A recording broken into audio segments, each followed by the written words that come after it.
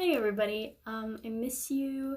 I'm excited that you have tuned in for me. Our small groups were always one of my favorite parts of the school year, so I'm glad to be able to continue with that. Hopefully you checked out some of my videos from last week. We talked about naming emotions to tame them, which is basically just putting a name to them to be able to better control them and have more favorable outcomes for the people that we are interacting with too. And then we talked about the job of emotions. Even our emotions like sadness and anger and anxiety are usually there for a reason.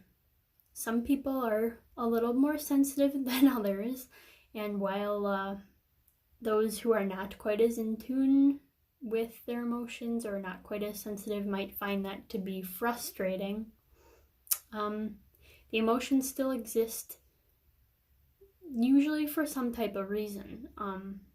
Maybe we feel conflicted, we are not communicating something that we really need to have known, and that might, spark some anxiety or some anger or something. So last week, Kayla was a character that I read a little bit about. Kayla and her stepmother Mary, who made a comment about Kayla's grades. And so we were going to investigate a little bit more what the job of that emotion was that Kayla was feeling. And we determined that she was probably feeling angry because she hasn't really said out loud or expressed within her family that Mary isn't somebody she really trusts yet, or not somebody whose standards she feels the need to rise up to. I wanted to give you another scenario because I do think that the job of emotions is such an important concept. I don't want to breeze by it too fast. But this time I want to give you a little bit less answers, and hopefully you will, have a conversation with me and participate in the discussion or through comments about what you think is going on. Not because I think that this stuff is too hard for you, but I just think it's really important. So I do have something that I'm going to read from. It's pretty short. This is about Joshua. Josh, let's call him Josh. I just like that better.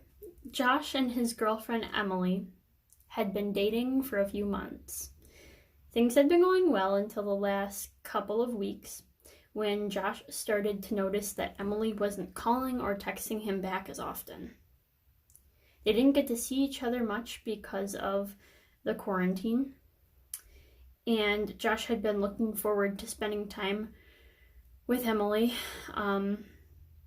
soon, but Emily hasn't been responding to his texts, and he's starting to wonder if she's going to break up with him. So what kind of emotion do we think is going on for Josh? What is the feeling that he is feeling? And what do you think the job of that emotion is? Why does that emotion exist? What purpose is it serving? And finally, what kind of helpful action could Josh take with his relationship with Emily?